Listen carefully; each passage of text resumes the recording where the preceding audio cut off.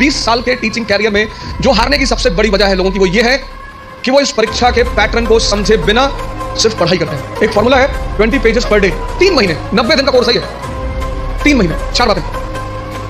आज के सेमिनार में मैंने 4 बातें बताई। ये 4 बातें आप हमारी तरफ से आज ले जाओ।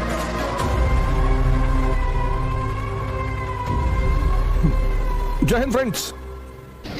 बोले गुड आफ्टरनून एंड जय हिंद। तैयारी में क्या करना है, प्रीलिम्स में क्या करना है, मेंस में क्या करना है, वो रामेश्वर बहुत अच्छे से बताएंगे। उस तरफ से गुजरे हैं तो उस पर बात करें। हम जिन मुद्दों पे आज बात करेंगे उसमें यह है कि जब आप कोई काम शुरू करते हैं तो पहले दौर में वो असंभव सा लगता है, इम्पॉसिबल। कोई भी काम, यहां पे जितने लोग बैठे हैं सब साइकिल चलाना जानते होंगे, अब तो सब जानते होंगे। अब क्या लगता है कि साइकिल चलाना कितना आसान है, लेकिन जब सीखना शुरू किया होगा तब कितने दिन लगे होंगे साइकिल लेके सिर्फ दौड़ने में। अब तो जो साइकिल सीखते हैं वो तो बड़ा बेहूदा तरीका साइकिल सीखने का। अब तो 2 पहिए बैलेंस करने के लिए लगा देते, वो बहुत गंदा तरीका है। उस तरीके से लोग मार नहीं खाते, वो गंदा इसीलिए, उस तरीके से कोई मार ही नहीं खाता। हम तो मार गए, साइकिल लेके गए, गिर गए, हैंडल टेढ़ी हो गई, चैन टूट गई, उसके बाद घर पे कायदे की धुलाई हुई, तो दोनों पैरेलल ही चलता था। और 1980s में साइकिल होना ही बड़ी बात थी। आज तो बड़ी हिकारत भरी नजर से साइकिल को देखा जाता है, लेकिन 1980 में साइकिल होना बहुत बड़ी बात। और साइकिल कोई देना नहीं चाहता, उसका एक ही तरीका होता था कि आप लेकर भागो, बस आप वेट करो। जैसे कहते हैं गुरिल्ला वॉर, कि पिताजी आए, साइकिल खड़ी की और गलती से अगर उन्होंने चाबी नहीं निकाली तो आपका काम हो गया। तो 10 दिन 15 दिन तो इसमें लगता था बैलेंस करने में। कितना असंभव लगता था साइकिल सीखना, और आज मजाक लगता है। अभी मेरी रामेश्वर से बात हो रही थी, मैंने कहा एक दिन में दुनिया बदल गई। बोले हाँ, लोग बदल गए। हाँ, मैंने कैसा लगता रहा होगा जब तुम पहली बार आए होगे आईएएस की प्रिपरेशन करने? बोले असंभव सा लगता था। अब बोले अब मजाक सा लगता है। आज ये जहां बैठे वहां आईएएस मजाक है, और आप जहां बैठे हो वहां आईएएस असंभव है। तो ये असंभव मजाक में कन्वर्ट कैसे होता है? एक लड़के ने, उसकी गर्लफ्रेंड की शादी हो रही थी। अरे हो जाती है यार शादी इसमें इतना। तो उस लड़के ने अपनी गर्लफ्रेंड से कहा कि कुछ निशानी दे दो जिसको मैं जिंदगी भर अपने पास रखूं। तो उस लड़की ने अपनी एक जूती निकाली। लड़का उस जूती को लेके गया सुनार के पास, जो सोने वगैरह का काम करते सुनार, उनके पास गया। उसने कहा कि इस जूती को चांदी के फ्रेम में बना दो। सुनार ने कहा अच्छा, कल शाम को आके ले जाइएगा। दूसरे लड़का गया तो सुनार ने उसको चांदी की फ्रेम में जूती को बना के एकदम बाकायदा ला के लड़के के सामने प्रेजेंट किया। उसने कहा साहब, लड़के से हाथ जोड़ा, कहा साहब। बोले हाँ। बोले ये किस पीर औलिया की जूती? तो बोले ये किसी पीर औलिया की जूती नहीं है, ये मेरी गर्लफ्रेंड है, उसकी जूती। सुनार ने जूता निकाल के 3-4 जूता मारे। बदतमीज सिंह। लड़के ने क्या हुआ? कहा कल से मेरा पूरा खानदान इसको 20-20 बार चूमे जा रहा है कि किसी औलिया की जूती, औलिया की जूती, औलिया की जूती। सर ये हंसने की बात नहीं है, ये समझने की बात है। बिना समझे किसी फील्ड में नहीं कूदना है। यही से तो शुरुआत है सेमिनार की, कि तुम जहां बैठे हो वहां आईएएस असंभव है, और रामेश्वर जहां बैठा है वहां आईएएस मजाक है। तो ये असंभव मजाक में कैसे बदले, कैसे तुम यहां आकर बैठो? उसका पहला सूत्र यही है कि जिस फील्ड में भी कूदना चाहते हो पहले उसको समझो, वो क्या है, उसमें क्या करना पड़ता है, उसके स्टेजेस क्या क्या हैं, कितना समय लगता है। दुनिया में असंभव ही मजाक बनते हैं। और ऐसे सामान्य, हम इकरा की एक बहुत अच्छी अदा रही है, हम हमेशा उस एस्पिरेंट को कॉल करते हैं जिसने वो असंभव को मजाक बनाया। सैफिन भी आया था, उसने भी असंभव को मजाक ही बनाया था। सामान्य, अति सामान्य परिवार, अति सामान्य, सामान्य भी नहीं, अति सामान्य। सामान्य में तो कम से कम आपको खाना मिल जाता है, माँ बाप कुछ पैसे भेज देते हैं। अति सामान्य, खाने का पता नहीं मिलेगा कि नहीं, पिताजी महीने में कितना पैसा भेजेंगे। अति सामान्य, अति सामान्य व्यक्ति के लिए लड़ना बहुत बड़ी बात होती है। लड़ना तो सबको है, लेकिन जो अति सामान्य, पहला सूत्र यह है कि जिस भी फील्ड में कूदना है, बात समझ में आ रही ना? जिस भी फील्ड में कूदना है, जहां भी जाना है, जिसकी भी प्रिपरेशन करनी, साइकिल है प्रिपरेशन। आज तुम्हें साइकिल चलाना मजाक लगता है। आज जब तुमसे कोई कहता है कि भैया साइकिल चलाना सीखना है, तुम कहता है यार साइकिल में क्या है? अब तुम्हारे लिए क्या है ना, लेकिन वो जो पहले दिन लेकर चलेगा। तो पहला सूत्र जो मैं देखता हूं, मैंने बहुत सारे लड़कों को देखा पिछले 20 साल के टीचिंग कैरियर में, जो हारने की सबसे बड़ी वजह है लोगों की, वो ये है कि वो इस परीक्षा के पैटर्न को समझे बिना सिर्फ पढ़ाई करते हैं। और हर चीज का एक तरीका है, और हर जगह कोई गुरु है। आपको भी किसी ने साइकिल चलाना सिखाया होगा, वहां भी कोई गुरु रहा होगा, उसने कहा होगा हैंडल बैलेंस कर, हैंडल बैलेंस कर, सीधे देखो, सीधे देखो। कहां किसको सीधे दिखाई पड़ता है? पैंडल में पैर रखो तो हैंडल घूम रही है, हैंडल संभालो तो पैंडल इधर जा रहा है, और सब संभाले तो खुद नीचे आ गए। पहला फॉर्मूला असंभव को मजाक बनाने का है कि जिस फील्ड में जाना है उसके पूरे पैटर्न का पहले अध्ययन करना है। तो पहला काम आप यही करो, समझो कि इस पर्टिकुलर एग्जामिनेशन की क्या आवश्यकता। सेल्फ इंट्रोस्पेक्शन, आपकी क्षमता कितनी, आपकी ताकत कितनी, कम है बढ़ा लो। भाई पहले दिन जॉगिंग करने जाओगे तो 20 किलोमीटर करोगे, और 20 किलोमीटर कर लिए तो शाम को आईसीयू में मिलोगे। जब भी हम कोई काम शुरू करते हैं तो हमारा मन बड़ा एक्साइटमेंट में रहता है। जैसे बड़ी छोटा सा एग्जांपल है, जब हम स्कूल में थे और क्लास चेंज होती थी, ये 3rd से 4th में गए, तो जब 4th क्लास की किताबें आती थी नई नई, उस दिन पढ़ने का बड़ा मन करता था। फिर 10 दिन बाद जब वो किताबें पुरानी हो जाती थी तो वही किताबें देखने का मन नहीं करता था। ये मन का नेचर है, एक्साइटमेंट। नहीं बाइक घर में आई, खूब चलाई 3-4 दिन, बाद में देखने का मन ही नहीं किया। अपनी ताकत, क्षमता सबकी बराबर है, कोई कम यूज करता है, कोई ज्यादा यूज करता है। मेहनत करने से, सिर्फ पढ़ने से कुछ नहीं होता। अगर मेहनत करने से सब कुछ होता तो सबसे ज्यादा फायदा होता मजदूरों का। और राजा भी मेहनत करता है, मजदूर भी मेहनत करता है, मेहनत दोनों करते हैं। राजा की मेहनत छिप जाती है। क्यों छिप जाती है? क्योंकि वो फॉर्च्यूनर में चल रहा होता है, तो लोग उसकी मेहनत नहीं देख पाते, उसकी फॉर्च्यूनर देखते हैं, उसका कपड़ा देखते हैं, उसका घर देखते हैं, इसलिए राजा की मेहनत दिखाई नहीं पड़ती। लेकिन मजदूर की मेहनत दिखाई पड़ती है। मेहनत दोनों करते हैं, फर्क क्या होता है? एक बिना सूत्र के करता है, बिना फॉर्मूले के करता है, कुछ भी करता है। आज ये किताब खरीद लाया, कल वो किताब ले आएगा, फिर एनसीईआरटी ले आएगा, पढ़ा जा रहा है। सदाशिव पेट में खड़ा है, यवले चाय की दुकान पे, किसी ने कह दिया पॉलिटी की नई किताब आई है, तुरंत देखेगा, अच्छा कौन सी भाई साहब? पता लड़कों ने बता दी कि ये किताब, गए बाजार से किताब ले आए। मजदूर का अप्रोच नहीं है। मेहनत तो करना ही है, वो उस पर तो बात ही नहीं करनी। मेहनत तो करना ही नहीं, मेहनत पे तो सॉरी बात ही नहीं करनी। बात करनी है मेहनत के अप्रोच पे। क्षमता सबके पास है। ये 2 पेट है, मैं बार बार कहता हूं, एक पेट ये, एक ये। तो अगर ये 4 रोटी हजम करता है और पहले दिन तुमने इसे किसी दिन 15 रोटी दे दी, वॉमिटिंग शुरू। जितने लोग तैयारी शुरू करते हैं, मैंने देखा शुरुआत में इतना पढ़ना शुरू करते हैं, पहले दिन से 10 घंटा 15 घंटा आराम से। आपको पता नहीं, आपको लगता नहीं कि ये पेट है ना, हजम करना होता है, सिर्फ अंडरलाइन करना नहीं होता। मैंने 98% स्टूडेंटों को देखा है, वो किताब को अंडरलाइन करने को पढ़ाई मानते हैं। इस हॉल में कितने लोग हैं जो न्यूज़पेपर नहीं पढ़ते? नहीं पढ़ते। सारे लोग न्यूज़पेपर पढ़ते होंगे, 2-4 होंगे जो अभी नहीं पढ़ते होंगे, बाकी सारे लोग पढ़ते हैं ना। अभी जापान के एक नेता है शिंजो अबे, उनकी हत्या हुई। उनकी पॉलिटिकल पार्टी का क्या नाम है? किसको नहीं पता? अरे भैया, हफ्ते भर पहले की घटना है, पता ही नहीं, और अंडरलाइन किया होगा। कितनी बड़ी, कितनी एक लाइव एग्जांपल देखो। अपना स्व मूल्यांकन करना बहुत बड़ी बात होती है, सेल्फ इंट्रोस्पेक्शन। कभी कभी एहसास होता है हमें कि हम बहुत काम कर रहे हैं, कुछ होता नहीं उस वक्त। बात समझ में आ रही ना? इस क्षमता, यहां की जो डाइजेशन क्षमता है, ये दिखाई नहीं पड़ती ना, ये दिखाई पड़ता है। ये पेट दिखाई पड़ता है, ये पेट दिखाई नहीं पड़ता। अब ये क्षमता विकसित स्ट्रॉन्ग कैसे होगी? बड़ा प्यारा फॉर्मूला, सेकंड फॉर्मूला। क्षमता बढ़ानी है मन की, हजम करने की, बहुत प्यारा, जो कि फिर 98% लोग नहीं करते। तुम बिना सोचे पढ़ सकते हो, तुम बिना सोचे पढ़ सकते हो, बिना सोचे लिख नहीं सकते। एक फॉर्मूला है 20 पेजेस पर डे। आप लिखिए। आप किसी भी कोचिंग जाते हैं, कहीं भी जाते हैं, कोई टॉपिक खत्म होता है, उस टॉपिक को आप कम से कम 5 बार लिखिए। आप पढ़ने की आदत छोड़िए, लिखना शुरू करिए।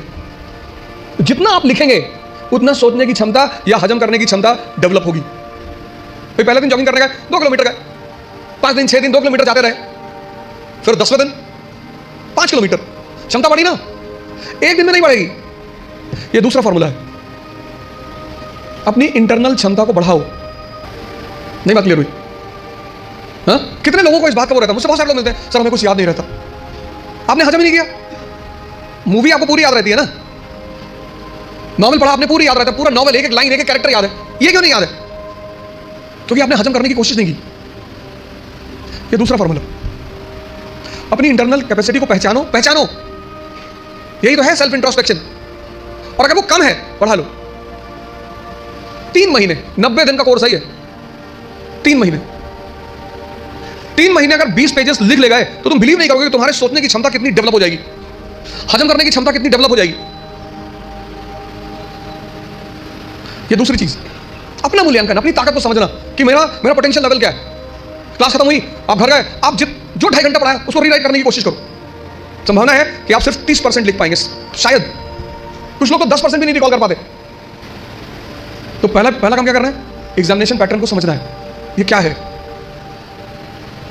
कैसे है, पहला चरण क्या है, सेकंड दूसरा चरण क्या है, तीसरा चरण क्या है। दूसरा क्या करना है? सेल्फ इंट्रोस्पेक्शन करना है। सेल्फ इंट्रोस्पेक्शन करो। दूसरा काम, अपनी क्षमता को पहचानो। अगर कम है, अगर तुम 2 किलोमीटर से वॉक कर सकते हो एक दिन में, कोई बात नहीं, उसको 25-30 किलोमीटर तक पहुंचाओ। इन सब लोगों ने यही किया, अपनी क्षमता को पहचाना, सेल्फ इंट्रोस्पेक्ट किया, उसमें को बढ़ाया। हम जब तैयारी करने आए थे, हमको कुछ नहीं आता था। ऐसा नहीं कि तुम्हारे साथ ये सब चीजें हो रही हैं। तो पहला काम क्या करना है? एग्जामिनेशन पैटर्न को समझना है। दूसरा काम क्या करना है? Self introspection. तीसरी बात, कहावत है हिंदी में, लकीर के फकीर। मतलब उनको एक ट्रैक पे रख दो, वो उस ट्रैक से कभी हटेंगे ही नहीं। उतना ही करेंगे जितना बताया जाएगा, उतना ही बोलेंगे जितना कहा जाएगा। जो जिंदा दिमाग है, जिंदा, वो अपने समय को, जैसे अगर आप आईएएस मेंस का पेपर देखें तो 1970s के जो क्वेश्चन थे वो अलग थे, 1990s के क्वेश्चन अलग हो गए, फिर 2000 के बाद क्वेश्चन बिल्कुल अलग हो गए, और आज तो जो मेंस का पैटर्न है क्वेश्चन पूछने का, वो तो एकदम पलट चुका है। अमेरिका का एक विद्वान था, थॉमस जेफरसन, उसने कहा किसी भी संविधान को सिर्फ 19 साल चलना चाहिए। थॉमस जेफरसन, जब अमेरिका में संविधान लिखा जाने लगा तो उसने कहा किसी भी संविधान को सिर्फ 19 साल बस, क्योंकि 19 साल बाद बहुत सी चीजें बदल चुकी होंगी। तो जब चीजें बदल जाएंगी तो फिर संविधान लिखा जाएगा बदली हुई परिस्थिति के हिसाब से। गावस्कर किसी जमाने में क्रिकेट के सुपरस्टार थे, गावस्कर को रिप्लेस किया सचिन तेंदुलकर ने, सचिन तेंदुलकर को रिप्लेस किया विराट कोहली ने, अब विराट कोहली को भी कोई रिप्लेस करेगा। समय की जो सबसे बड़ी चीज है वो है change. Change is the law of nature. और जो चेंज को नहीं समझेगा, सिर्फ पढ़ाई करने का मतलब ये नहीं होता कि आप रट लो किसी चीज को। तीसरी सबसे बड़ी चीज ये है कि तुम्हारी जो समय है, सिचुएशन, परिस्थिति, इकोनॉमी, सोसाइटी, पॉलिटी, और सब इंटरकनेक्टेड है। स्कूल में हम क्या करते हैं? सबको सेग्रीगेट करके पढ़ते हैं अलग अलग, लेकिन सिविल सर्विस में सब एक दूसरे से जुड़े हुए हैं। तुम्हारी जो परिस्थिति है, तुम्हारा जो समय है, उसको देखना, उस पर गौर करना बहुत जरूरी है। अगर तुम अपने समय को नहीं, उस परिस्थिति को नहीं पहचानते। 17 का क्वेश्चन पेपर अलग था क्योंकि तब इकोनॉमी और सोसाइटी अलग थी। 80 का क्वेश्चन पेपर अलग था क्योंकि तब इकोनॉमी और सोसाइटी अलग थी। 91 के बाद तो ड्रास्टिक चेंज आया, एलपीजी, तुरंत यू टर्न मारा एग्जामिनेशन पेपर ने, और अब एकदम अलग परिस्थिति दुनिया में चल रही। पूरी दुनिया में, कहीं एक जगह नहीं चल रही, पूरी दुनिया में। ये तीसरी चीज है, अपना समय। सिर्फ ये नहीं किताब ले लिया रटे जा रहा है, एलपीजी क्या है, connectivity. Bharat unity in diversity का देश है, आज से नहीं, प्राचीन काल से। और उस यूनिटी इन डाइवर्सिटी की मुख्य वजह क्या है? भारत की ज्योग्राफी। कल्चर किस पे डिपेंड करता है? ज्योग्राफी पे। कल्चर मतलब ड्रेस, कल्चर मतलब खाना। कश्मीर का हिंदू और तमिलनाडु का हिंदू, दोनों के ड्रेसिंग सेंस अलग अलग होंगे क्योंकि दोनों की ज्योग्राफी अलग अलग है। गुजरात का मुसलमान और नॉर्थ ईस्ट का मुसलमान, दोनों का ड्रेसिंग सेंस अलग अलग होंगे और खाना भी अलग अलग होगा। तो अशोक को, जैसे आज हिंदू मुस्लिम ईसाई के बीच तनाव है, ऐसे अशोक को बुद्ध, ब्राह्मण और जैनों के बीच तनाव का सामना करना पड़ा। और टेंशन चाहे फैमिली में हो या राष्ट्र में, विनाश करती है। जो तुम आज सिचुएशन देख रहे हो, ये सिचुएशन अशोक के सामने भी थी। तभी तो उसे द ग्रेट कहते हैं, जिसको समझ में आ रहा हो। और फिर वो धम्म की नीति का प्रतिपादन, पॉलिसी ऑफ धम्म, और उस पॉलिसी ऑफ धम्म में वो कहता है सारवृद्धि, कि प्रत्येक व्यक्ति को हर धर्म के बेसिक सिद्धांत को समझना चाहिए। और किसी भी धर्म का बेसिक सिद्धांत, वो चाहे इस्लाम हो, चाहे हिंदुइज्म हो, चाहे क्रिश्चियनिटी हो, बेसिक सिद्धांत किसी भी धर्म में कोई अंतर नहीं है। बेसिक सिद्धांत इस्लाम, क्रिश्चियनिटी, इसी पे तो दार्शनिकों ने किताब लिखी थी, Majmaul Bahrain, the meeting of two oceans, Islam and Hinduism. वो जो अशोक के समय परिस्थिति थी, बुद्धिस्ट, ब्राह्मण और जैनों के बीच तनाव, वही परिस्थिति मेडिवल इंडिया में अकबर के सामने थी। हिंदू, मुसलमान और फिर उनके विभिन्न डिफरेंट सेक्ट्स, संप्रदाय, शिया, सुन्नी, शैवाइट, वैष्णवाइट। तो उसने भी फिर कहा कि नहीं, इस तनाव को कम करना है तो तौहीद इलाही, तौहीद इलाही। अब जब तुम मेंस में आंसर लिखते हो तो तुम्हें ये कंपैरिजन दिखाना पड़ेगा। वो जो तुम्हारा एग्जामिनी है ना, उसको पता लगना चाहिए कि यार इसने हिस्ट्री से सीखा है। India is a country of unity and diversity. आज कोई हम इस समस्या से परेशान नहीं है, पहले से। और जब जब हम इस समस्या से परेशान हुए, हमारे पास सॉल्यूशन था। परिस्थिति, अपनी प्रेजेंट परिस्थिति को समझना, राष्ट्र की आर्थिक स्थिति, economic condition, social condition, political condition, cultural condition,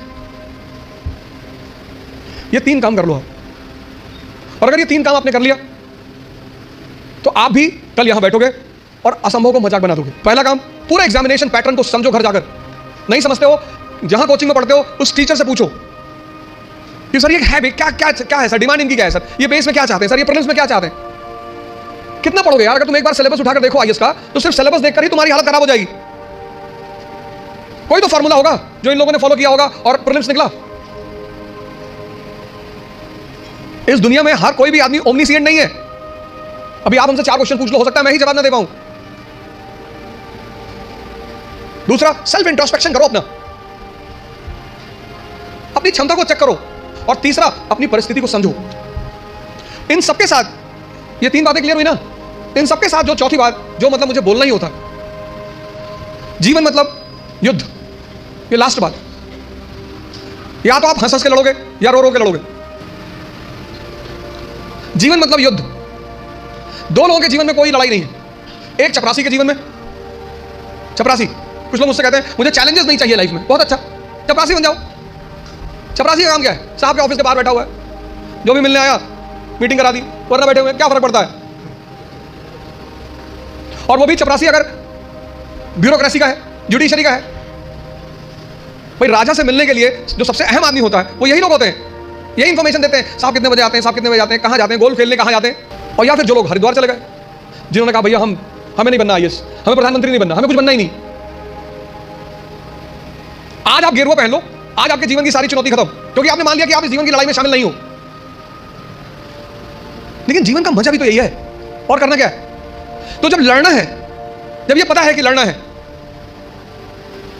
युवा मतलब शक्ति। भारत आज एक दुनिया का ऐसा देश है जिसके पास सबसे ज्यादा युवा हैं। और भारत आज दुनिया का एक ऐसा देश है जिसके युवा सबसे ज्यादा डिप्रेशन में है। और जीवन की लड़ाई में 2 ताकतें बहुत काम आएंगी, एक मन की और एक शरीर की। तुम जब भी ऊपर उठोगे तो ये ग्रेविटी तुम्हें नीचे खींचेगी ना, ऐसा समाज की ग्रेविटी है। हम जब आईएएस की तैयारी करने गए तो हमारे गांव में हर आदमी, मतलब एक साहब तो हंसना शुरू किया उन्होंने, और हंसते हंसते गिर गए वो। उन्होंने तो पूछा दिल्ली क्यों जा रहे हो? अब मेरा दिमाग खराब था, मैंने कह दिया मैं आईएएस की तैयारी। बोले आईएएस? फिर वो हंसने लगे और हंसते हंसते वो गिर गए। और उस हंसी का इतना रोल रहा मेरे जीवन में, मतलब उस हंसी ने मुझे एकदम मजबूत कर दिया था कि अब आईएएस ही बनना है। उस दिन मुझे एहसास हुआ कि महाभारत क्यों हुई। आपको कोई डांट दे उतना बुरा नहीं लगता, आपको कोई भगा दे बुरा नहीं लगता, जब लोग हंसते हैं ना तब बहुत दर्द होता है। लेकिन मेरे पिताजी ने मुझसे कहा कि आईएएस प्रधानमंत्री बनने वाले आदमी। अरे मैंने कहा यार क्यों चला रहा हूं फालतू में। भगवान के आशीर्वाद से आज भी हमारे साथ है। और मैं अगर उनसे कोई भी बात कहता हूं तो तुम्हारे लिए तो कल ही कर लोगे। मैंने कहा सोच रहा है हवाई जहाज खरीद लो। अरे कहा भैया जी लेने दो। लेकिन उन्हीं की वजह से मतलब आज जहां भी मैं हूं उसमें सबसे ज्यादा योगदान मेरे पिताजी का है। उन्होंने मुझे कभी निराश नहीं किया, हमेशा हर चीज में। अरे तुमसे क्यों नहीं होगा, तुम ही करो। तो मैं सब लोगों से यहां रिक्वेस्ट करूंगा कि आप योग और ध्यान से जरूर जुड़ें। ध्यान किसी धर्म का नहीं है, उस ध्यान पर किसी धर्म विशेष की मोनोपोली नहीं है। ध्यान का सीधा सा मतलब है अपने मन को समझना। आप में से बहुत सारे लोग हैं जो 10 घंटा पढ़ना चाहते हैं लेकिन ये पढ़ने ही नहीं देता होगा। तुम्हारी जीत किस पर निर्भर करती है? अगर इससे तुम्हारी दोस्ती हो गई और तुम जो करना चाहते हो उसमें ये तुम्हें सपोर्ट करने लगा, या तुम उठे सुबह, तुमने डिसाइड किया कि आज मैं 4 घंटे पढ़ूंगा और तुम्हारा मन तुम्हारे साथ बैठ गया और 8 घंटे बीत गए, तुम्हें पता ही नहीं चला, वही तो ब्लेसिंग है। और तुमने टारगेट बनाया कि 6 घंटे पढ़ूंगा और 60 मिनट बाद तुम चाय पी लो, बाहर खड़े हो गए। और चाय पी रहे हो तो बुरा नहीं कर रहे हो, चलो अच्छा कर रहे हो। तुम्हारा जो डिस्कशन है, तुम जब भी लोगों से बात करो तुम ये गौर करो कि किस मुद्दे पे कर रहे हो। सुष्मिता सेन शादी कर रही है, तुम्हारा चाय पीना भी बुरा नहीं है, तुम्हारा डिस्कशन करना भी बुरा नहीं है, बुरा है तुम्हारा मुद्दा। चलो बाहर निकल ही आए, बात कर रहे हो कोई बात नहीं, तो किसी ऐसे मुद्दे को उठाओ जिससे, और डिबेट का मतलब झगड़ा नहीं, डिबेट का मतलब एक्सचेंज ऑफ इंफॉर्मेशन। पूरी जिंदगी तुम ये कभी नहीं कह पाओगे कि अब मुझे सब कुछ आता है, और जिस दिन तुमने ये कह दिया किसी मेंटल हॉस्पिटल जरूर चले जाना। अपने आप को ताकतवर बनाओ, फिजिकली और मेंटली, क्योंकि यही ताकत तुम्हारा उत्साह बनेगी। मुझसे लोग पूछते हैं उत्साह कहां से आता है? शक्ति से। ये जो एंथुसियाज्म है, ये जो कॉन्फिडेंस है, ये ताकत का खेल है। अपनी पढ़ाई के साथ जिस चीज को तुम निगलेक्ट करते हो, जो निगलेक्ट करते हो, तुम उस पर ध्यान ही नहीं देते, वो चीज है तुम्हारी पर्सनैलिटी। पढ़ाई के साथ साथ जो इक्वली इंपॉर्टेंट चीज है वो है पर्सनैलिटी, तुम्हारी साइकोलॉजी, तुम्हारा सोचने का तरीका। 4 बातें आज के इस सेमिनार में मैंने 4 बातें बताई। पहला, पैटर्न ऑफ एग्जामिनेशन। दूसरा, सेल्फ इंट्रोस्पेक्शन। तीसरा, सिचुएशन। और चौथा, पर्सनैलिटी। ये 4 बातें आप हमारी तरफ से आज ले जाओ।